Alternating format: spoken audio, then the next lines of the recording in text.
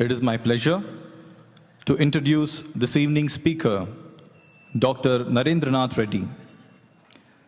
Dr. Narendranath Reddy, MD, graduated in medicine with distinction from SV Medical College, Tirupati, Andhra Pradesh. He then went on to the United States of America, where he specialized in internal medicine at the New Jersey College of Medicine and Dentistry.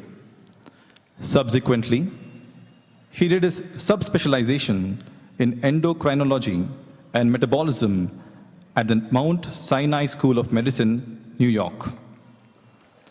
He has been a consultant and a practicing internist endocrinologist in Southern California for over 30 years. A fellow of the American College of Physicians and the American College of Endocrinologists. He is also a teaching faculty at the Keck School of Medicine, University of Southern California. Over 4 generations, Dr. Reddy's family have been blessed to be Bhagwan's devotees, with Dr. Reddy himself having come to Swami at the tender age of 5. Dr. Reddy and his family have had a Sai Baba center in their home for over 30 years. He is currently the chairman of the Prashanti Council, the administrative body of the Sri Sathya Sai International Organization. Please join me in welcoming Dr. Narendranath Reddy. Sai Ram. Sarvarupadharam Shantam, Sarvanamadharam Shivam, Satchidanandam Advaitam, Satyam Shivam Sundaram. With love and reverence, I offer myself at the divine lotus feet of our loving, omnipresent, omniscient, omnipotent Lord, Bhagavan Sri Sathya Sai Baba. Respected elders, dear sisters and brothers, and the students, loving Sai Ram to all of you. I thank Bhagavan and all of you for giving me this opportunity to share his love and message with you this evening. Really, we are grateful to Bhagavan for blessing us with the opportunities to be part of these joyous birthday celebrations for the Lord who has no birth, no death, no beginning, and no end. And Swami repeatedly said that God is beyond name, beyond form, beyond time, beyond space, beyond change. He is eternal. He was with us, He is with us, and He will be with us forever. He is our eternal companion. We should never forget that. We cannot just identify Him with just that human form. Lord Krishna says in Gita beautifully, Avajananti ma mudha manushim tanuma shritam parambhavam majananto mamabhuta maheshwaram. These ignorant and foolish people think, I am this embodied being, I am this body.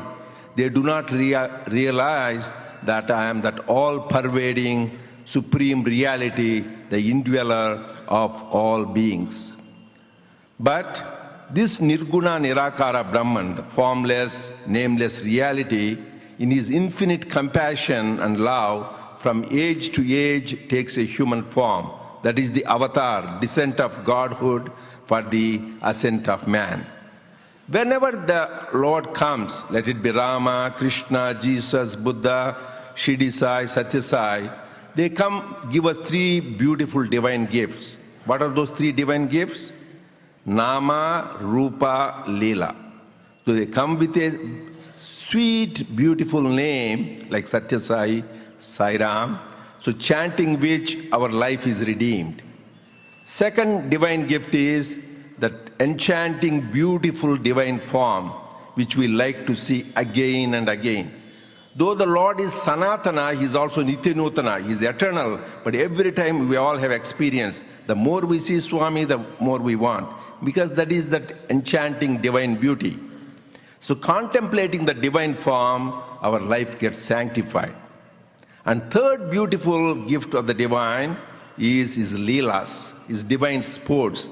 And we all as Sai devotees know, the more we talk about them, time never stops. We enjoy listening to the glory of the Lord more and more. This is Sai Bhagavatam.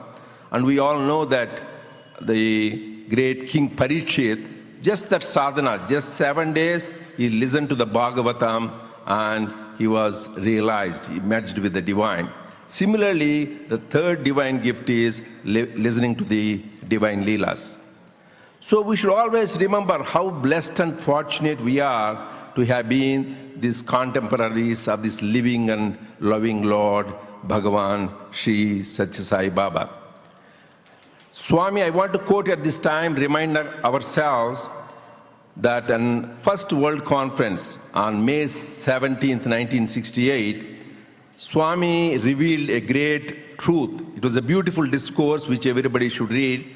There he says, in this human form, every divine entity, every divine principle, that is to say, all the names and forms attributed by man to God are manifest. Never let any doubt distract you. We should always remember this like a mantra. He is the embodiment of all divine principle. He is Sarva Devata Swarupa. Not only that, beautifully somebody said, he is Sarva Devata Atita Swarupa. He has beyond all names and forms and attributes. It is beautifully said, he is one in all in one, all in all, and beyond all. That is what Swami is. He is the supreme Parabrahman. So he came to redeem our life. So I remember one of my friends, Mr. Robert Bozani, he is an exemplary devotee, long-term friend of ours who lives in Los Angeles area. He was telling in his first trip to India, in his spiritual quest, before he came to Prashanti Nilayam, he stopped in Kolkata, in Bengal, to see the Anandamayi Ma, the holy saint. Then she asked him, where are you proceeding next? She said, to see Bhagavan Sri Satya Sai Baba. I'm going to Puttaparthi. That time, he never even had a contact with Swami. And she went into a trance and said, he is Paripurna Avatar. So we don't only diamond merchant know the value of diamond, only the saints and sages know who Swami is. Because Swami is the embodiment of all divine principles. This happened about 20 years ago. Swami called us for our family interview, and we were with Swami. You know, Swami eats very little, and as a physician, I know how can one maintain the body eating so many few calories. So my father, in his concern, expressed, Swami, you eat so little, how can you maintain this body? Then my father mentioned, in the Himalayas, the saints, they derive their energy from the air, right? They synthesize nitrogen, hydrogen, vayu bhakshana, synthesize from the 5 elements. Swami, do you derive energy from these 5 elements? Then pat, Swami came the reply, 5 elements depend on me.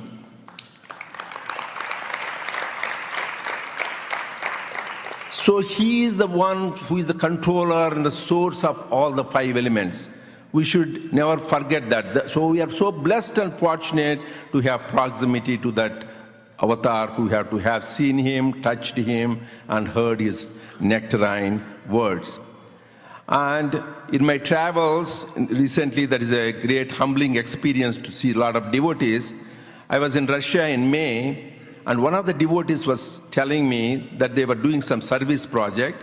So when they were doing the service project, one who's a recipient of the service, so she saw the picture of Swami when they were doing the service.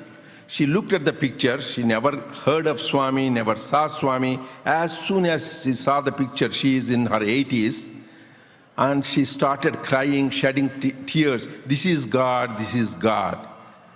This is Jesus said, blessed are those who have seen me and believed me, but more blessed are those who have not even seen me and believed me. She is a blessed soul. Another recent experience of mine in September, just 2 months ago, I was in Croatia.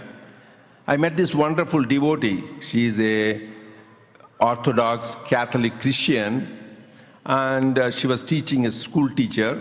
She heard about Swami. She was attracted to Swami. She wanted to come to Prashanti Nilayam. But she did not want to tell anybody because she may lose her job in the school. And also her family is very strict Christians. So she did not want to tell anyone, but she was very close to her grandfather. So she went to her grandfather, said, I'm going to India. She did not want to tell her grandfather she is coming to see Swami because he may be disappointed. But her grandfather says, if you go to India, you should go and see Satya Sai Baba. He is the Christ of today. So she was amazed and surprised that our grandfather, who never came to India, never saw Swami, could tell her he is the Christ of today. This is the way Swami's glory is there all over the world, people who have never seen. And this lady devotee was telling me, when she came to Prashanti, she was there in the 10th row or something like that.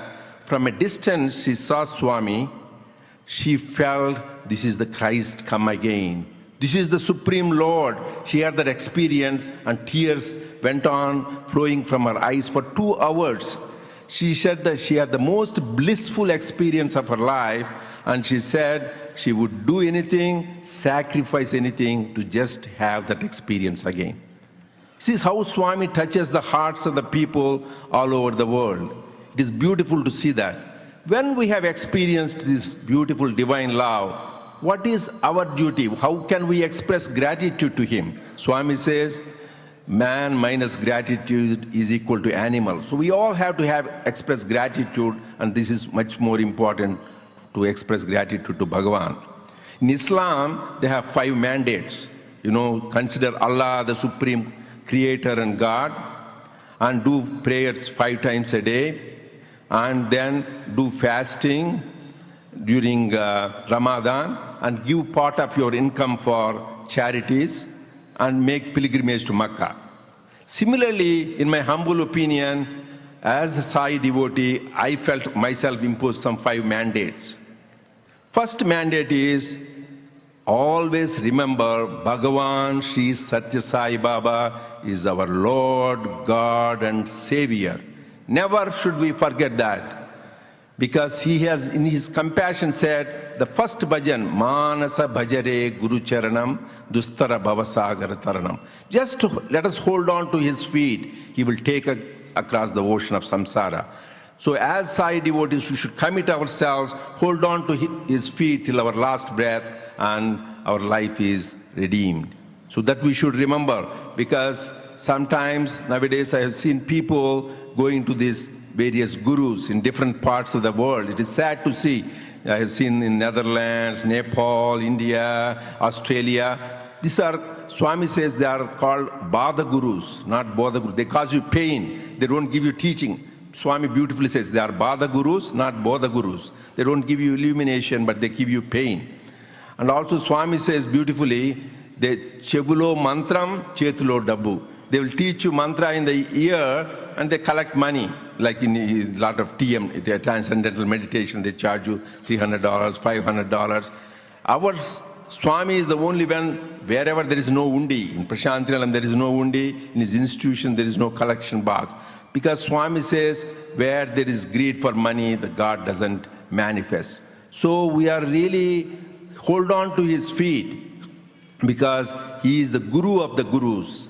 Parama Guru, Divya Guru, Guru Nam Guru. He is the universal teacher, divine teacher. We have to hold on. That is number 1.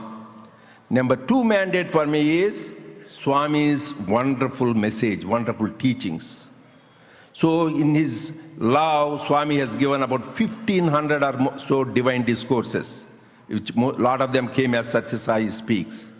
And also Swami himself wrote the Vahini series, starting with Prema Vahini, Gita Vahini, Bhagavata Vahini, Ramakatha Rasa Vahini, Jnana Vahini, Dharma Vahini, Prashanti Vahini, Satya Sai Vahini, so many Vahini series, which are the pearls of wisdom. We need to dive deep. And never in the history till now, an avatar has written himself. With his own handwriting, he has written for the benefit of the humankind these wonderful teachings. So our duty is to study these teachings, contemplate on them, and most importantly, put them into our daily life practice. That is nothing else we need to do. It is said that Bhagavad Gita, what Lord Krishna tells Arjuna, is supposed to be the summary essence of all Upanishads. Whereas Swami's teachings, I would say, essence, quintessence of all the scriptures of all the religions of the world. Swami's every word is a mantra. Swami's every sentence is a sutra, aphorism. Swami's every conversation is a Gita. And Swami's every discourse is a Veda. So we need to dive deep into these teachings and we get benefited. Every word, even Swami sometimes may say something casual. God never does anything casual. But I can remember one anecdote where late Professor Kasturi, the biographer of Swami, told many years ago when I was new here. There was a wandering monk. He was going in many places, holy places, in quest of truth. So he came to Prasanthi Nilayam to see Swami. He expected Swami will call him for interview. Swami ignored him 1 week, 2 weeks. After 2 weeks, this man was restless, so he was trying to get up. Swami says, Kucho. He says, that is a classical Swami, sit down. And this man told Kasturi, now I am leaving today. And Professor Kasturi felt, what happened? You're disappointed. No, Swami gave me mantropadesha. Kucho, that means sit one place and don't go here and there and contemplate. See, just one.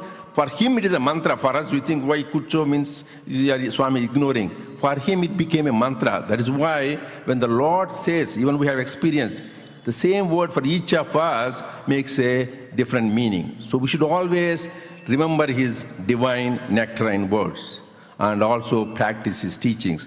That is the second thing. I always tell the devotees around, we don't need to read any other books. If we just study Swami's spoken words, written words, contemplate, understand, and practice, there is nothing else for our life which we need to do as a spiritual practice. Third thing is to remember the pilgrimage, as I said, for Islam in Makkah. For us, this Punya Bhumi, this is the holy land. We should remember this is the place of our divine mother and father side. That is why it is said, Patti Pavana Punya Bhumi Gamanam Prarabdha Karmachayam. Coming to this holy land of Puttaparthi, all our Prarabdha karmas will be washed away. And Chitravari Nirmala Bindu Ranisham Papagni Nirvapanam. Just drinking the Chitravati water we all bathe and drink, all our sins will be washed away. So we should think this is the place where the Lord chose to be born.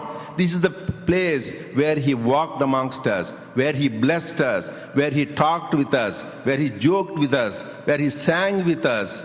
So this is the holiest of the holy places where he spent most of the time. And Swami in his divine discourse said, this place will be like a Shirdi or Tirupati himself. This is recorded in his divine discourse. Because every stone here, dust, bush, tree, everything is saturated with Swami's love and blessings. So we should think this is the holy land. This is the pilgrimage for us. I remember about 25 years ago, there used to be flights from Bombay to Puttaparthi. Now they stopped long time because they were losing money in that. So that time we got down, few of us, on the airport, one person, this devotee was from Denmark, he got down and he was rolling on the floor. As soon as he got down the plane, he said, Hallelujah, I have come to the Holy Land. My God, I was tears. So that means he had so much love, this Holy Land. So that reminds us we should always keep connection to this Holy Land of Puttaparthi. Because people may say God is omnipresent. Yes, he's omnipresent. He's there in Los Angeles, New York, St. Petersburg, Buenos Aires, everywhere. God is everywhere. That is omnipresent. But certain places, holy places, like Jerusalem, or you can say Makkah, or Gurudwara, or Bodh Gaya, you have special vibrations. And this is where Swami has lived. And Sri Ramakrishna Paramsa used to say beautifully, water is everywhere underneath the earth. The water table is there. Even in the desert, you can get water if you dig about one mile deep. But if you go to the riverbed or a seashore, just you go 1 feet down, you hit water. Similarly, it is easy to be in tune with God in a holy place like this, where the avatar has walked amongst us. That is why we should always remember this is a place where we should make the pilgrimage. That is the third thing. Fourth mandate is the divine legacy. Swami is wonderfully started so many institutions. He started educational institutions, which we call Vidyalayas, temples of learning, where Swami is providing the education from, we call KG to PG, kindergarten to post-graduation, completely free, where the emphasis is not only academic excellence, but character development and social service. This is what you're all blessed and fortunate, where God himself was the chancellor of a university. Where else it happens?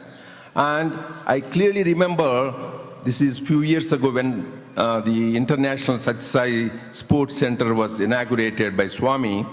Then President Abdul Kalam made a wonderful statement. He says, millions of students graduate from thousands of universities from around the world.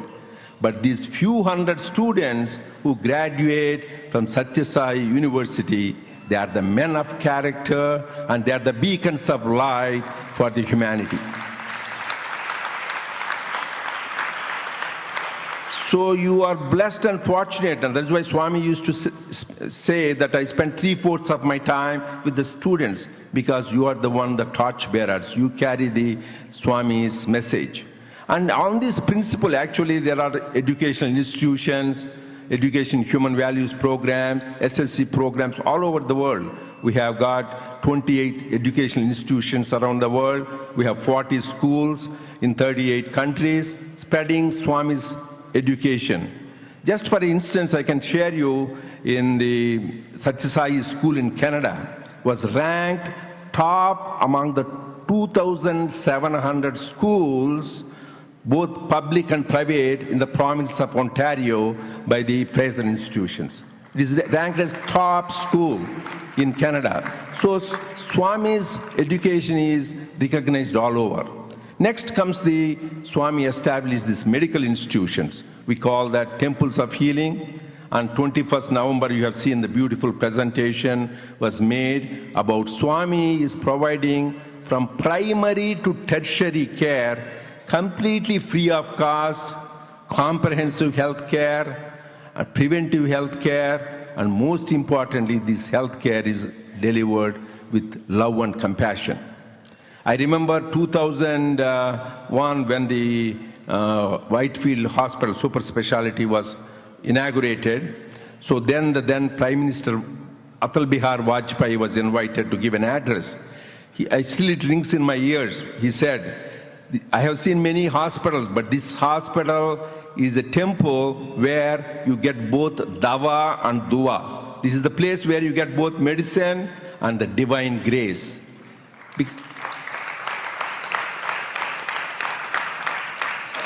So this is what heals. These are the medical institutions and the education institutions. And one thing we need to remember, these are the institutions which are where Swami conceived them, where Swami laid the foundation for these institutions, where Swami guided the running of the institutions. Swami visited these institutions.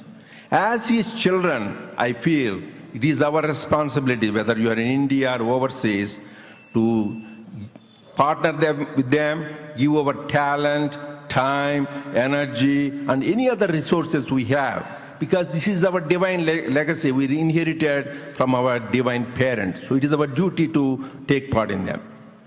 And another thing, Swami divine legacy we have very important, Swami lent the name Sathya Sai to the Sathya Sai organization. So to be part of his divine mission, serving in the Sathya Sai organization is the sign of his grace. In one of his letters to one devotee in USA, Charles Spence, some might have heard, Swami said, only those whom I have chosen can serve me. And he said, I have been preparing you for many lifetimes to do this work of mine. So be my instruments of my love. But the minute the ego descends, Swami says, my work stops. So we should, ABC, always be careful to make sure our ego doesn't come, then he won't use us anymore as his instruments. But what is the purpose of Sathya Sai organization? Swami was very clear in his discourse, 1967, the first All India Sathya Sai conference, and 1968 first World Conference. The purpose of Sathya Sai organization is to make us realize our divine nature, that we are the Atmic reality, we are embodiments of love. So we should remind ourselves, anything we do, whether it is service, administration, bhajan singing, education, it takes us towards that goal, well and good. Otherwise, it's better we quit that. So the whole purpose, Swami was very clear. The purpose is to make us reach that goal. If it helps us in that process, good. If not, we need to inquire ourselves whether we are in the right direction. Then how to reach this goal? This is the fifth mandate. Swami himself has given the path. Swami says, Prema Yoga. That is why the first Vahini Swami wrote was Prema Vahini. The first, he wrote many Vahinis. The first Vahini is the Prema Vahini.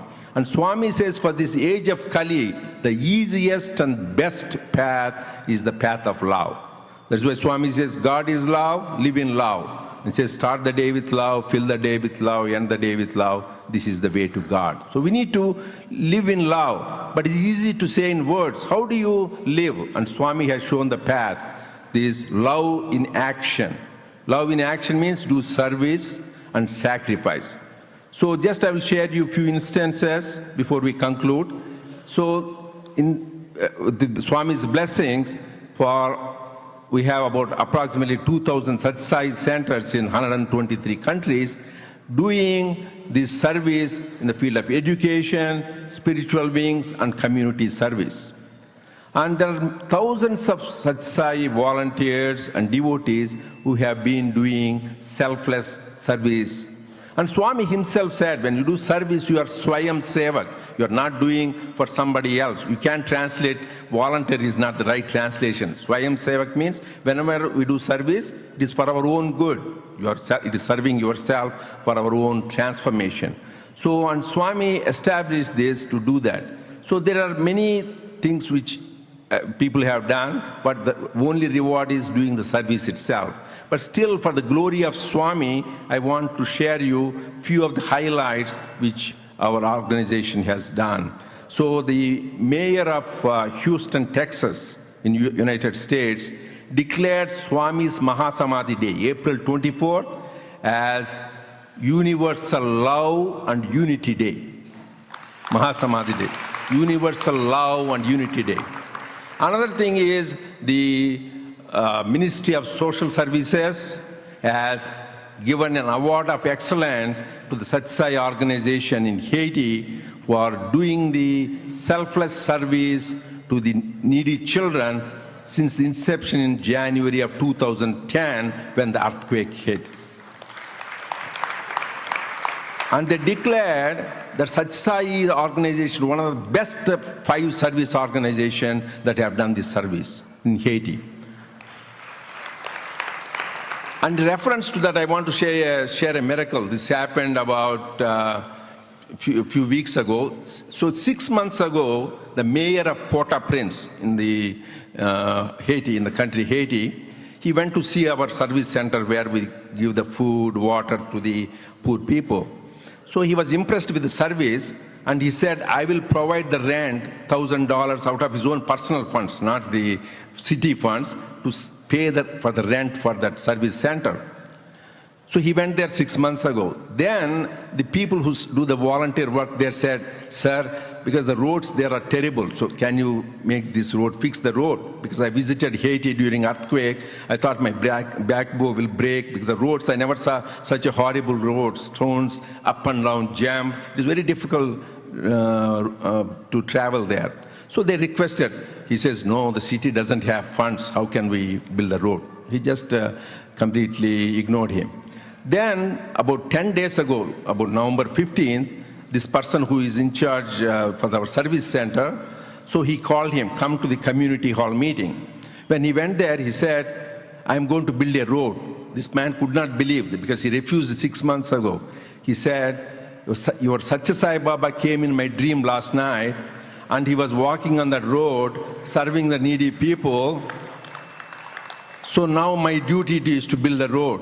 And next day itself, he'd send the tractor, and then they started building within a month. He says they will be building this 1.5, 2 kilometers road. And then he asked for the vibhuti of Swami and blessings of the Swami. You see how Swami touches. That is why I said you can never call somebody devotee or non-devotee. You never know how God touches the people's hearts. And this happened just 2 days ago, day before yesterday, on November 23rd. In Haiti, they were celebrating Swami's birthday. As a part of the birthday celebrations all over the world, our centers do service activities. So they wanted to give food to the needy people. They had 80 to 88 food packets prepared, so they wanted to give it to them. But to their surprise, more than 300 people showed up. They were puzzled what to do. Then they chanted 1,008 Gayatris and 1,008 Sai Gayatris on the night. And by the time in the morning, whatever happened, they could serve not 88 or 300, but 500 people they could serve food. So the power of divine name and divine grace. This man, his name is Shanti, wonderful devotee. He went home, tired, went back to sleep, got up in the morning, went to the altar in the morning to do his puja. And then when he went there, he saw this shower of vibhuti in the picture. Just he sent me this morning only, shower of vibhuti in the picture. I know it happens all over, but just how Swami's grace and blessing is there all over the world. That is why there is a beautiful song, Teri Mahima Likhi na jaye, Teri Mahima kahi na jaye. We can't really comprehend your glory, can express in the words. That is the glory of Swami. So as I said, Swami says love should be in action, in service. I will share this last story before I conclude my talk. Swami says love involves sacrifice. We heard of, some of you might have heard of the great Kannappa Nayanar story, who gave his both eyes for being a devotee of Lord Shiva, and he becomes one of the greatest Nayanmar saints of the history because of his sacrifice. Though he was never educated, he would never know any Vedas or mantras, but his pure love for God. Similarly, I can share you a story of one Mr. James Johnson. He's from USA, from the state of Ohio. He's an African American, he's no more. So he just was barely living with Social Security income. He just was living a few $100s, enough for his food and clothing. He didn't even have a car to go around. So he was living like that. And in 1991, Swami inaugurated our Satya Sai Hospital in Puttaparthi. At that time, they announced names of many patrons who donated hundreds of $1,000s, millions of dollars. And then one of the persons they announced is Mr. James Johnson gave $100,000. People who attended, they could not believe him. There were people from that state, because this man doesn't have enough money just to even cover his day-to-day needs. How can he give 100,000? They couldn't believe, but they verified with others. Everybody said, yes, they heard the name. He was not there. When they went back, they asked him, did you give? He did not want anybody to know that he gave $100,000 because he felt embarrassed. And then they said, no, Swami wants others to be inspired.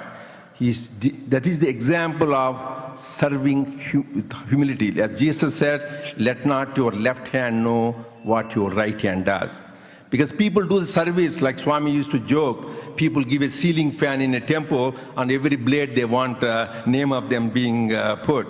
But here is a man, example of sacrifice. He did not have any money, he gave 100,000. And then they were wondering, how did he get 100,000? He was serving his sister who was dying of cancer. And when the sister was dying of cancer, she did not have any progeny, no children. So when she died, she wrote all her bequeathed estate, which is only $100,000 to this James Johnson. At the time he heard Swami is building the hospital, he says, this is not my money. This is Swami's money. Swami gave it to me. It should go back to Swami. You see That is the sacrifice. Most of they think, okay, let me give 50% to God, 50% I can leave, I have nothing to do. But this man took the whole thing, gives back the whole thing. That is really love in action, and love which involves sacrifice. So I want you to again summarize the 5 mandates. Number 1, remember Satya Sai is our God, Lord, and Savior. Number 2, we should remember Swami's teachings, study them, contemplate, and practice them. Third, making a pilgrimage to the holiest of this holy land, the Punya Bhumi, Prashanti Nilayam. 4, participate in the divine legacy, Swami's institutes, educational and medical, his service projects, and most importantly, Satya Sai organization. And finally, the most important is to practice Prema Yoga, the path of love. Then our life will be redeemed. Because we have experienced the pristine divine love of Bhagavan Satya Sai Baba, who is incarnation of love, embodiment of love, love walking on 2 legs.